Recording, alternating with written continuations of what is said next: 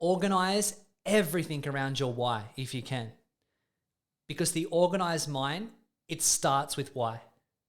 When you're clear on your purpose and a direction for it, and you take aim, life tends to form around your aim. That's why we have an aim. So we're not aimless in the world. Belief drives behavior. And when we have our why front of mind and we set our life up around that, we don't necessarily need to look for motivation because we become that driving force. This is what I need to get across today.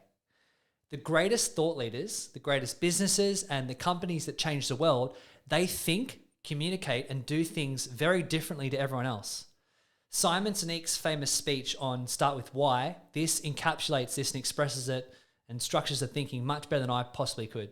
So check that out. But the idea is that these leaders and these innovators, they think at a core level and they build everything out from this deeper place, or they connect to a deeper meaning and that fuels what they do, whether it be in their marketing and who they are and what they have to offer.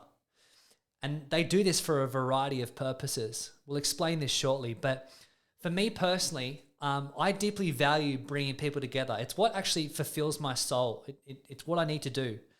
I value self-leadership, I value lifestyle, freedom, and personal growth. So what I did is over many, many years, I built my whole life around these things that I valued. And I actually found these values through building my life around my aim. So I could be happy and fulfilled in doing my life's work. I didn't have to look for happiness. Now, without that why, I can promise you that during some very, very hard points in my life, and some were very, very intense across the 12 years on that journey, I could have easily thrown it all in, and I was so close with that. But having that why got me through that. And I know for a fact that the greatest transformations that I've been a part of in people's lives have come from my commitment to my purpose and showing up in service for others. Without that, I couldn't be as impactful as I have been in their lives and got the results we've got. So think about this from a core understanding, all right? I want you to think about this. In quality love relationships, I'm talking about the relationships that nurture us, they challenge us as individuals, and they support us both in growing and expressing our highest form. What that is actually two people coming together, loving and accepting who each person is. And then what that does is it creates this freedom for ourselves to be who we really are in relationships. And then we can grow to be ourselves in that state because you're free to be yourself. And if you are free in relationship, you can be free in any other area. So we've got to start with love. We've got to start at the core level with why. And you feel safe to do that, to be yourself. And that supports your growth in all areas of life.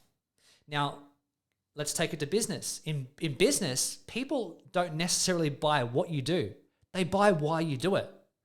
People, looking back in time, people chose Apple computers over Dell computers when Dell actually had the best computers.